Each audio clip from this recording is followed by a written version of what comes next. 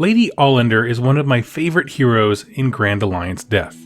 I covered her story back when I did the Night Haunt Battle Tome, but in this last White Dwarf, December 2019, even more light was shed upon her story as they have a section called the Tome Celestial, and it's all about something called the Emerald Host, the Mortarch of Grief's elite fighting force, and that share a terribly intertwined story with hers. And I really wanted to talk about it because when there are these cool lore segments in White Dwarfs, a lot of folks either they come in later in the hobby or they weren't able to get the White Dwarf when it was available, stuff like that. And I don't want that lore to be lost on us. So I wanted to talk about the Emerald Host. So to properly convey the story of this host, let's go back to their lives before Undeath. Back in the Age of Myth, in the screaming wastes of Shyish, there was a massive empire called Dolorum. It was ruled by a bloodline of proud and competent kings. They were, rather cold and somewhat merciless, but they served their kingdom of thousands faithfully, good, dependable leaders. And this all changed when a young, attractive woman began quickly climbing through the social ladder within the parties and rumors of aristocracy. It was Lady Olynder. And soon she had captivated the heart of the young prince of this empire. Their marriage was announced to great anticipation, and plans for a wedding were put in motion. Now, on the eve before their union, tragedy struck the kingdom as both the king and the betrothed prince disappeared without a trace under very suspicious circumstances.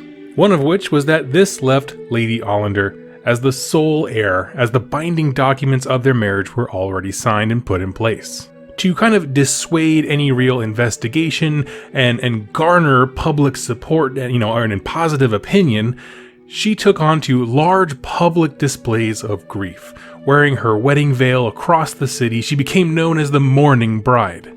The truth being that under her veil, she had this huge grin. She did not care at all for the loss of life. And although we don't know how she managed to remove the king and prince, we get, obviously, the very strong implication that she had something to do with it, and she found the power and the riches and the lying to people about how sad she is intoxicating. And that's the story we've had for some time. That's my brief recap of what's in the Night Haunt Battle Tome, but this White Dwarf article kind of pauses the story there and adds a little bit more info, and before the story continues to what we see when she dies. The important thing that is added is that not everyone is fooled by her act. That there was this network of political and military officials all seeing her meteoric rise to power and smelling something very fishy about it. They formed this secret fraternity set on deposing the queen and setting Dolorum, in their opinion, back on track. They all wore these emerald brooches of the Dolorum royal dynasty, a badge of honor bestowed on the greatest Dolorum heroes and a symbol of the old rule that they wish to reestablish. And I like this addition. It adds a little bit of political intrigue, right? Someone does a grand rise to power, and all the fallout from that forms these little conspiring groups. It's the stuff that great stories are made of. But here's the problem. Lady Olynder is not a fool. She has eyes and ears throughout the empire and the castle. She pays beggars to give her information, as well as kind of leeching information from the higher-ups within her own empire. And it only takes one witness or snitch to see a coup like this collapse. And it just so happens that there was one person whose honor happened to be for sale. His name is Cherist Malcor. This gentleman was part of that aristocratic group. But where the others saw a problem to be unified around, meaning the problem being this lady who's not part of our empire is now ruling it somehow, he saw opportunity. And there's a character like this in every political drama, right? Timepiece, modern day political shows, whatever you want to do. There's always the guy who will do anything to win. So he goes to Lady Olynder with a proposition. I deliver the usurpers to you in exchange for wealth, power, and a bump up the societal ladder.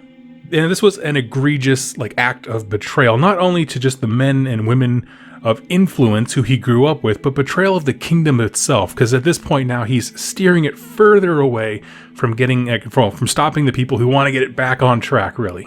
And that betrayal spawns from the fact that he knew Lady Olynder did something wrong, but he sold out his own kin to get ahead in life. And that treachery is going to cost him dearly. So in one night, Lady Olynder snapped the trap. Her personal guard swooped in, rounded up all of the would-be betrayers at one of their meetings, and either killed or threw them into terrible prisons forgotten to history. As for Malcor, her man on the inside, Lady Olynder killed him. Because he knew too much, right? This was a total cementing of her power base. Anyone who disagreed with her was dead or locked away, meaning they were just unable to communicate. And realistically, this is where the additional lore ends temporarily, right? It dips back into the known lore for Lady Olynder. She rules with an iron fist while preying on people's sympathy, faking deep sorrow and care. Nurgle sweeps into the area of Shyish, and her kingdom is consumed by disease, but she could not care less. For her death, when she does ultimately die, Nagash's fitting punishment is that she feels all the sorrow and grief that she faked her whole life, and eventually, when he's looking for someone to become the new Mortarch, raises and elevates her to being in charge of the Night Haunt. Now, as we know of Nagash, his punishments are eternal, and often sort of ironic given the lives that led to them. And so it was that Lady Olynder was not done with those who conspired against her, and they have become her most vicious aspect in war. If there is a particular enemy that has offended or eluded Lady Olynder, she will place upon them the Emerald Curse. This is described as an extravagant hex spell, requires the energy of several souls and a sliver of the Mortarch herself, so it's not done easily or lightly. But for those marked with the Emerald Curse, death is a guarantee. Because the Emerald Curse is basically a summoning ritual and an assassination order into one. Back in the ruins of Delorme, which is of course long dead empire by now, the restless dead stir. These ancient prisons and torture chambers that held the Delorme royal dynasty begin to moan and wail. Those who sought the fall of Lady Olynder in life are now eternally her servants, forced to do her bidding. And these were the best and the brightest of Delorme, and now they put those skills to brutal use in the afterlife. They arise collectively from their tombs and form their own procession. Basically, they form their own Night Haunt army. A lot of it's cavalry-based. They ride out and hunt down whoever Lady Olynder targeted with the hex. Now, at the lead of this procession is none other than Cherished Malcor, the great betrayer who Lady Olynder used to unravel a plot against her, and then discarded like a piece of trash. Malcor has been made a Knight of Shrouds, a role given to those who betray their kith and kin. So what I liked about this is this cool instance of, normally it's like an empire, the example that we've seen before with Knight of Shrouds is it's like a king who sacrifices and betrays his own people to Nagash. Very big, grandiose things, but here's just a normal guy who's higher in society, but he just stabs some people in the back and he's given the same role. And I kind of like that. It's a much more relatable, understandable reason to be labeled as an eternal betrayer. And this is the life now of the Emerald Host. They sit in the ruins of Delorme, trapped screaming in their prisons that they are in because they wanted to do the right thing by themselves and get rid of Lady Olynder. And now they spend their eternity in service to her. When she calls, meaning she puts the curse out, they have to answer, riding across the realms, hunting their prey, and fighting in her name. Now, again, there's not a ton of lore here, right? It's just adding in, hey, here's a really cool, example of what a Night Haunt army could be like. But let's talk about why this is cool. The first one is I just love anytime they take a moment to expand on established lore. Little things like this, like the story of Lady Olynder, is very straightforward, right? I mean, it's a lot of vagary, you know what I mean? How she rose to power and all the aristocracy stuff and how that kingdom worked. Not a lot of detail. It'd be a great short story or novel, something like that. But what you're doing here is just interjecting a little bit of intrigue, right? Now it's a little bit more interesting because not everyone's fooled. It makes it seem frankly, like a more believable kingdom, for lack of a better word. And it's just that little dose of drama I think makes it really interesting. It's the kind of thing that I think White Dwarf is perfect for. Just little injections of intrigue here and there with different stories. And I want to see more of it in the future. The big thing, though, about why I think this story is interesting is I love how Nagash makes his punishments work together. By that I mean, so you have a situation where Lady Olynder obviously is the main person being punished here, right? She is going to feel all of the grief and sadness in eternity of death that she never felt in her brief time alive. For all the people who tried to betray her, right, and tried to do some backstabbing, they now have to serve her. And Malcor, obviously, he was kind of a jerk in his life and he betrayed his friends and family. Now he's leading that procession, who is then ultimately subject to Lady O. But at the same time, there's clear senses of hierarchy, right? No one has the willpower individually to say, I'm not going to serve that guy. And so their punishments are eternal and they're humiliating. However, they also work together. People take on the roles of very specific units, right? Like Malcor becoming a Knight of Shrouds is a specific military unit in the Night Haunt army. And so their punishments have been woven together in such a way that they form a cohesive army, supporting one another, reinforcing one another, and achieving a goal. And that's always something I really liked about...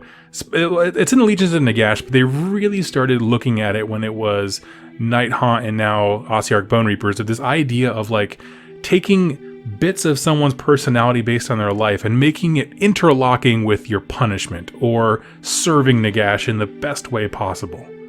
I've always thought those stories with these characters are very interesting, and if you ever read Soul Wars by Josh Reynolds, you get a glimpse of that with some of the undead heroes, quote-unquote, from that book, where they're incredibly interesting characters because they were terrible people in life, or good people that Nagash just got ticked off at, and the crude nature of their punishments eternally is so interesting as a reflection of that.